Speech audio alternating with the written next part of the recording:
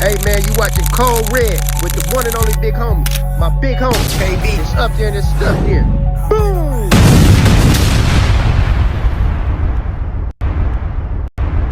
Ricardo or more, drink like a boss. Good or trash, tell me fast, one bite and bite, no cap, from the city where it's real like that. Eating with Trey, good or trash, tell me fast. One bite, no cap, from the city where it's real like that. Eating with Trey, good or trash. Pull up on the block where the plates get weighed. Milwaukee nights, let the flavors talk straight. If you slap, eating with Trey, good or trash, tell me fast. One bite, no cap, from. Hey, what up? We in Cold Red. Where there's smoke, there's fire.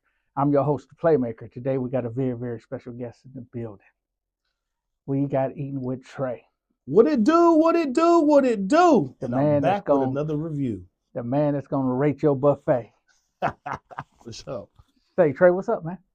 Not much, man. You know, I got a call to come down here and chop it up with you. So I got a lot on my mind to talk about the food scene and what's going on in Milwaukee so far as getting stuff together with these restaurants and trying to get these small businesses to be to the bigger restaurants. That's pretty much what I like doing. Man, thank you for stopping through to holler at us. I know you got a busy schedule, got a lot of food to eat and reviews to do, but I want to welcome you to the couch. Appreciate it. I'm here. I got some in-depth questions to ask you. You ready? Come on. Well, let's get right to it. So, Trey, tell the little people a little bit about you. I can start where I came from. People probably ain't going to believe me, but I migrated here from Alaska. Yeah, most definitely. Yep, I came here from Alaska. So when I first got to Milwaukee, it was the first time I ever had fried foods. I never had nothing fried. Everything was always baked or seared in Alaska. They really didn't fry anything. So it was a bit culture shock when I got here to Milwaukee, some years ago. And now, like I said, I'm blending into the scene and trying new different stuff. I'm new to the food scene. I've only been doing it 3 years, but this year right here is the year that for some reason the food just grabbed a hold of me and had started talking to me. And I started talking to the people. No doubt. So, Trey, let's take it back to growing up in Alaska. What was it like? It's kind of like here, but it's a lot colder. So here is a dry winter. It's more windy. So put it like this: when you turn your car off at night, you got to plug it in because the engine block go cold. It ain't gonna start in the morning. But growing up in Alaska was a lot different. Like I said, it was probably when I was in Alaska, it was only a handful of black people there. They pay you to live there, first of all. So if you get there being a resident, they pay you to stay there. But like I said, growing up in Alaska was a lot different from growing up anywhere else. Being black is probably about 20 or 30 of us there, probably in the whole school district. The food there is amazing. I ain't gonna even lie. You can get some fish freshly caught, chopped up, cut up, and threw on the grill all in the same place right there. Yeah? Yeah. So they pay you to stay there? Pay you to stay there. You get something called a dividend check. Okay. So once you become a resident, you get a check every single year just to be up in there. Is it a decent check? It's a decent check. When I was there, they were probably about 1,000 and up. I don't care if you're 2 months old, you still get a check. So the whole household? Whole household get a check, and I don't include the taxes at the end of the year. But don't get me wrong, a gallon of milk might cost you $9. Wow. Was you born and raised there? No, I lived in Alaska, but I actually was born in Washington State. So let me ask you, are you Army brat? No, my dad was in construction. Okay. So we moved around from state to state doing construction. When we moved to Alaska, he was actually building the first McDonald's that was ever in Alaska. So we started out in Fairbanks, Alaska, then moved to Anchorage, which is the city. How long did you stay in Alaska? I stayed in Alaska probably my middle school year. So that would probably be around in the 90s, early 90s I was there. How many years? I did 3 years there. 3 years? Yeah. If you had a chance to rate them 3 years on a 1 to 100, what would be your percentage? I go to 90. I had a very good time in Alaska. And when I came to Milwaukee, I didn't want to be here. I was calling and trying to get sent back to Alaska, but I ended up staying here with my mom, and it became my home. So how old were you when you touched down in Milwaukee? I was 15. 15 years old? Yep. Oh, so you got a lot of the You've seen a lot of Milwaukee. You came through a rough era. Correct. Yep.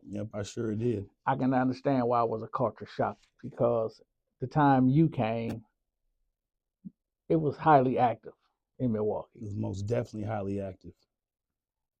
And you're not used to that out in Alaska? Nope, more Alaska was more just laid back. Like I said, my dad was in construction, and then he went to be a regional buyer for Nordstrom. So I grew up around the clothing industry, and he was pretty much well off. He had a nice amount of money. So, but when I got to Milwaukee, my mom stayed in the trap. We stayed. When my mom stayed. We stayed on Juno, when it used to be a Kohl's over there. Now it's a Harley Davidson. Oh, over there. yeah. I remember them days. Now, that was a high traffic area. I mean, crackheads up and down the block all day and all night. All night, yep. So that's where I grew up at, was over there in the hood. So it was a big culture shock going from somewhere with money and then right to the ghetto. At age 15, touching down in a new city, everything is different to you. What caught your attention? What did you want to do? Actually, at 15, I had no idea what to do. I was a lost soul. You know, I didn't know too much what I wanted to do. I played basketball in high school for a living for about 1 or 2 years. I played basketball, but at 15, I had no idea what I wanted to do. I didn't know where my life was going. But you knew you were stuck here. Oh, I knew I wasn't going nowhere. It was it. Milwaukee was it for me. It wasn't no more going back to Alaska. So what high school did you attend? Madison. Madison High School. And after that, any career choices that you got off into? Actually, so after Madison High School, when I graduated, I actually left and went to Texas. How long you was in Texas? I stayed in Dallas for maybe 2 years. And then you ended up back in Milwaukee. Back in Milwaukee, I don't know what it is. This place call you back. It's like a boomerang effect in Milwaukee. You leave and come back. Maybe your calling was to get the food industry right. And man, it was something though. But I know when I came back, I went to jail the first day I came back. The first day?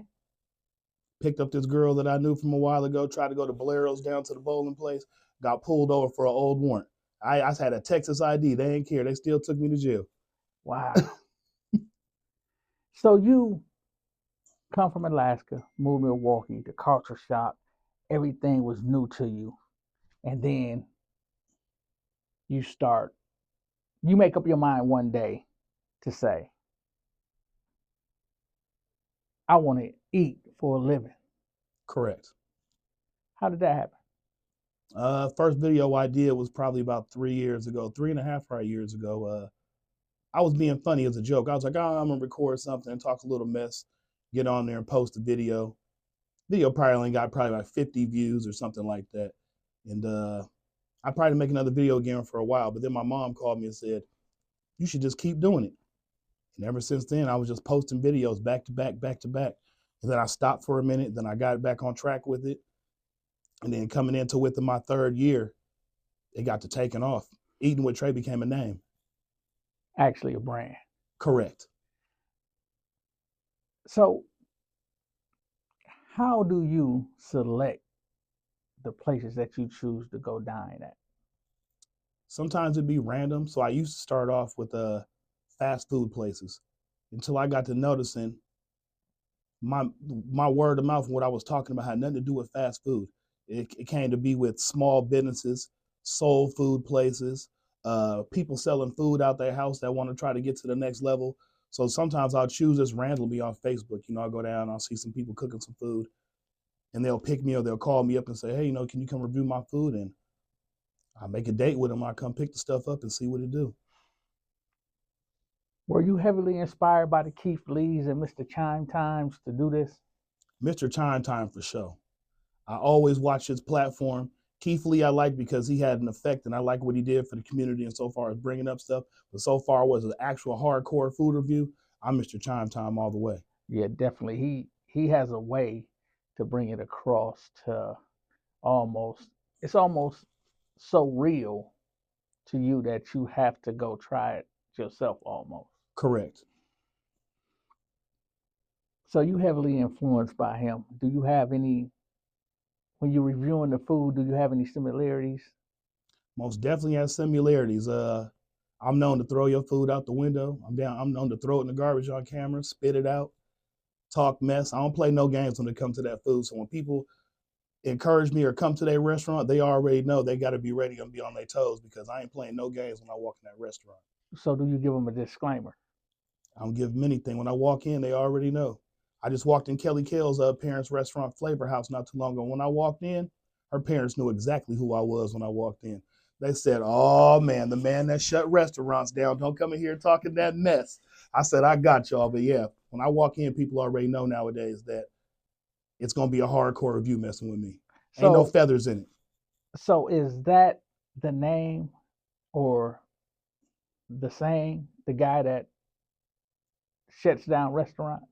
Pretty much when I walked in, yep, that's what they be saying. They already know. I walked in Popeyes about 2 months ago. As soon as I walked in, the manager yelled out, "We don't sell canned greens in here." I said, "Man, come on, man. I know y'all don't sell canned greens in here." So it's hard for you to go get a simple meal nowadays without people thinking that you coming. Yeah, so when I walk in places nowadays, they usually don't give me the food off the racks. They'll make it fresh. They'll go in the back. When I walked in that Popeyes, they didn't give me no chicken off that rack. They went to the back and dropped all my stuff fresh. You like that, huh? Yeah, it's cool, but if I'm doing a review, I want you to give me what the next person gets. You know what I'm saying? But now they automatically think you doing a review. Correct. And so they gonna automatically treat you different, even if you pop up. So it's almost like you got to go unnoticed. Like I've noticed Mr. Chime Time, he always order ahead. Yep. So they won't see his face. And is that something that you do or thinking about doing? Thinking about doing, I'm gonna start sending people in now because when I walk in places now, they know automatically when I walk in, you know what I'm saying? Like, oh, he's here. So now I want to start either fooling somebody. I don't care if I got to dress up and put a wig and some glasses on and try to fool somebody, but I want the same service that you just gave the next person. I don't want nothing different. You don't want no special treatment? Not at all. So tell me, in this food review game, honesty is always the best policy because you're catering to a community of people who are spending their hard-earned money, right? Yep, correct. So I can imagine that some of the businesses don't really like the results. Some of them don't like the results, but I'm gonna give it to you. And then there's other food reviewers around Milwaukee, but they always want to say 10 out of 10, 10 out of 10. Food ain't no 10 out of 10. 10 out of 10 don't just mean the food is good. 10 out of 10 goes into what? Customer service, presentation, the taste of the food. 10 out of 10 involves a couple more things than just how the food tastes. So I take it's really hard to pass a Eating with Trey test. Correct. So Eating with Trey, have you had any bad confrontations with any restaurants that you were dining at? Yes. The very first one was the beginning of probably about a year and a half ago. It was Daddy's Soul Food. I remember I got a lasagna plate from there. Food was terrible. And I wasn't even super popular yet, but I posted a review. The next thing you know, I get a phone call through Facebook. They're harassing me. They were threatening me. Somebody talking about I was calling the restaurant and threatening the owner. I ain't do none of that. I just told you y'all food was nasty, but they took it the wrong way. And I just had never been back there ever since. And that wasn't even the worst. When Jackson's Soul Food, though, that right there was one of the biggest messes ever. That video pad had over 700,000 views. Went there, smothered pork chops, macaroni and cheese, and greens. You can't serve me canned greens, and you can't serve me no regular boxed macaroni and cheese. Come be able to tell the difference. The gravy on top of the pork chops looked like oatmeal. I ain't gonna lie to you. And I'm not here to down no restaurant or talk bad about nobody, but if the food ain't good, it ain't good. You can't rush soul food, I mean. So you able to tell canned greens from actual hand prepared greens that's been cut up? Correct. You get them either gonna be cut up really small, or it's gonna be a spinach consistency, or they're gonna try to take some glory greens and they're gonna try to doctor them up with some smoked meat and stuff like that. It's not even the same taste. It's either going to be out the can or you got the glory gains in the bags that's already cut up. It's going to be full of stems. Hand-picked ones that somebody cut up, it ain't going to be a million stems inside your stuff. Man. So how long did it take you to perfect this? Because, it seems like you almost got it broke down to the science of what the food should look like, Correct. what it should taste like, and the presentation. Probably about a 2-year period. At first, I didn't know. I thought everything was good when I first started. Oh, this is good. Oh, this is good.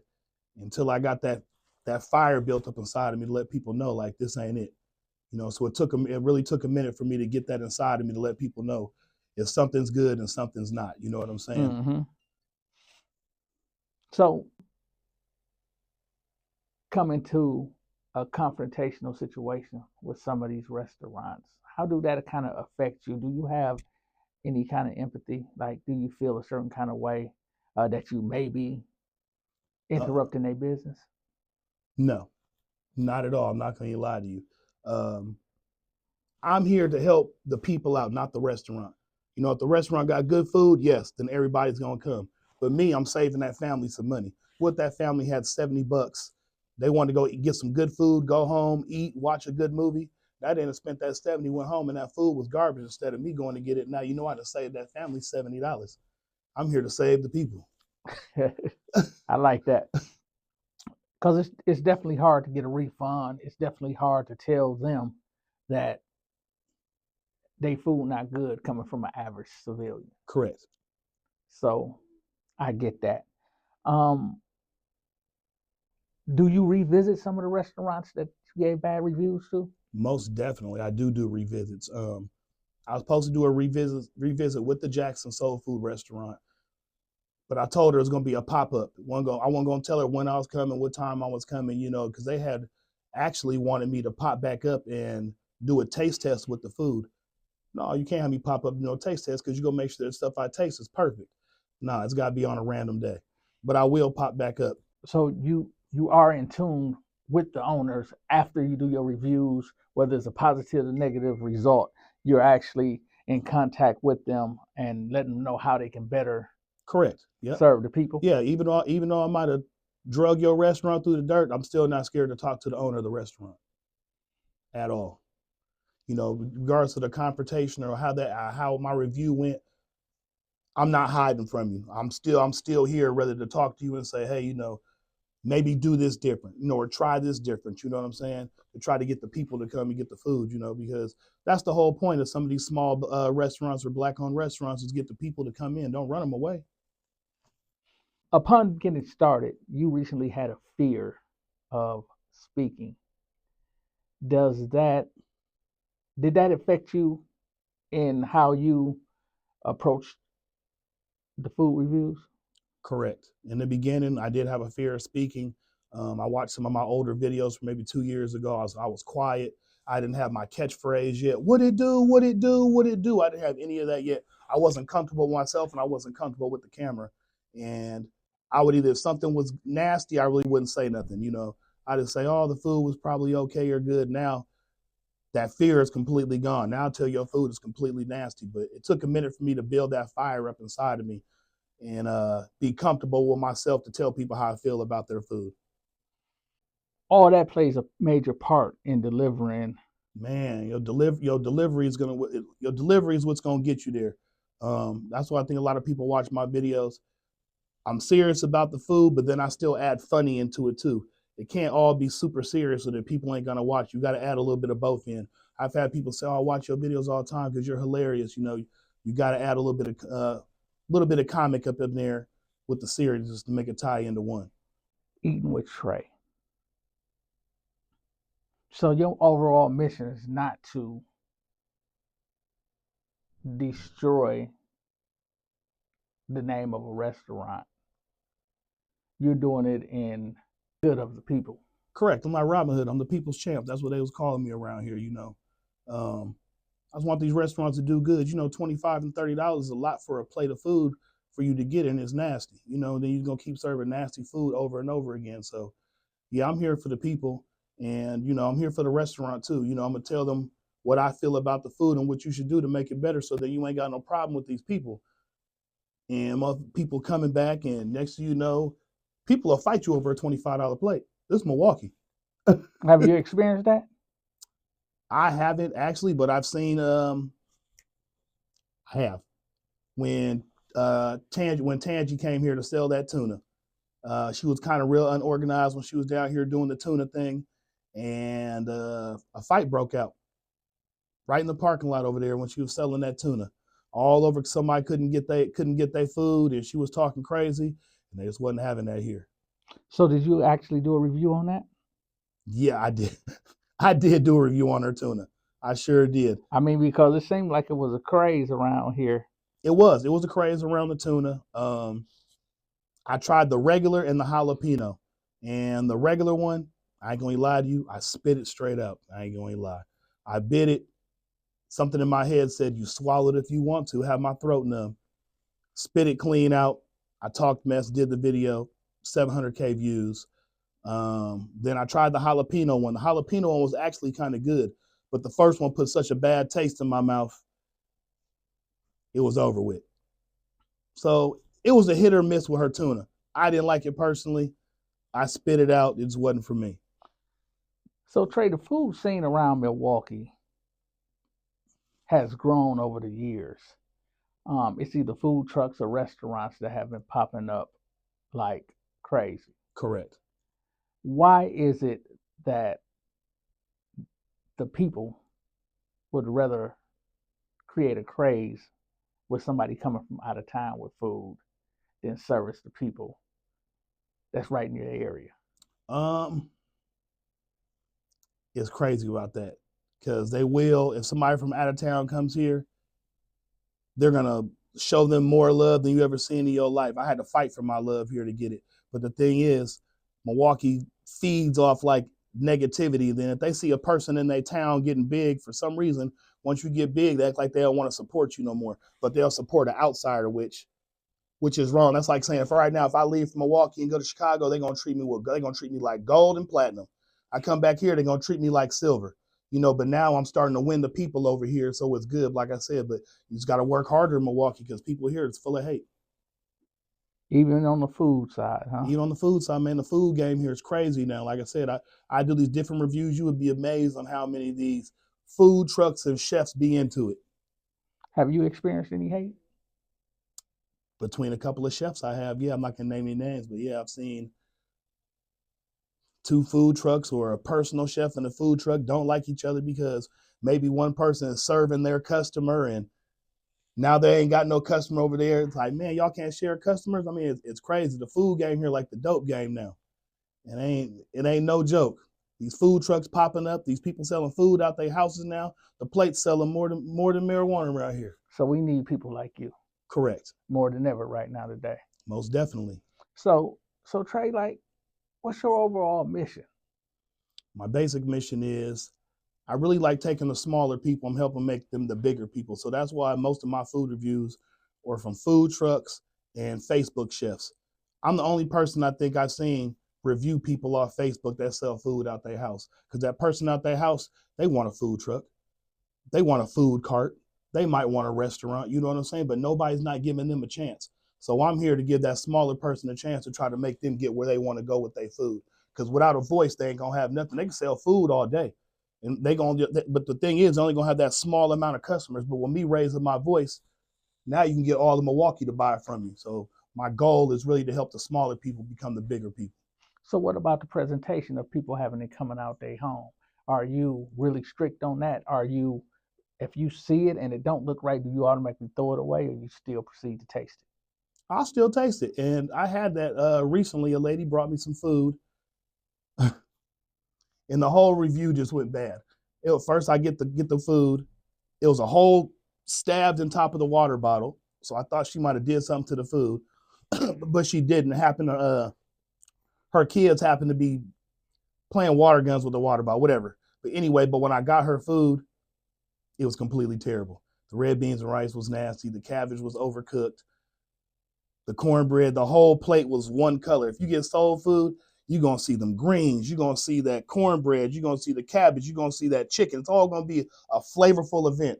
Man, that plate looked like somebody turned the lights off. And I most definitely told her what I thought about the plate. And she said politely she didn't want to do the video no more. And I respected it. I didn't post the video.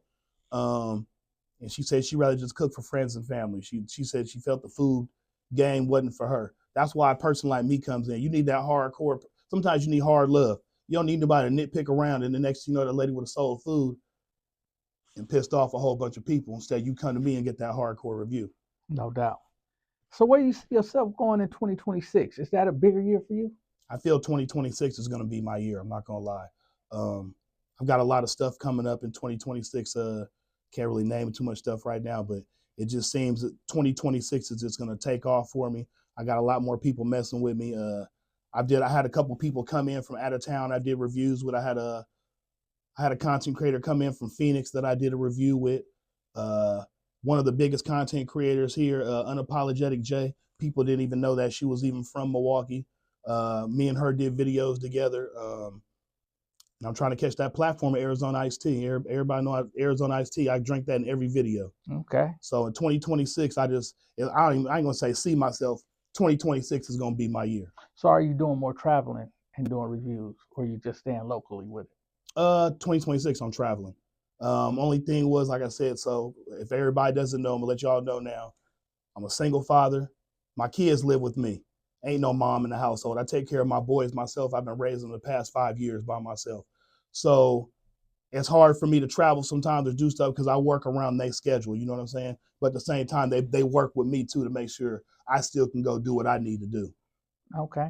Well, if the people want to get in contact with you about a review, how would they go about doing that? Man, you can hit me on Facebook. You can hit me on Instagram. You can hit me on TikTok. You can hit me on YouTube. All you got to do is type in Eating with Trey and it's going to come up. Most definitely. So do you want to leave any kind words for the people or any warnings for the restaurant? Yeah. The warning is make sure you prepared and you ready and you for sure of your food because when I walk in that restaurant, I ain't going to play no games with them dishes. 76th and Burleigh, the new soul food restaurant. I can't name it, but I'm coming for y'all. I just want to let y'all know. So I will be there this week. I hope everything is good for the rest of the restaurants. I love y'all. I love everybody out here. I appreciate it. I love everybody been showing me in Milwaukee and calling me the people's champ. That's about it. Well, y'all heard it here first. Hey, Trey, I want to thank you for coming on the platform. Code Red, where there's smoke, there's fire. I'm your host, The Playmaker, and it's Eating with Trey, and we out. What it do?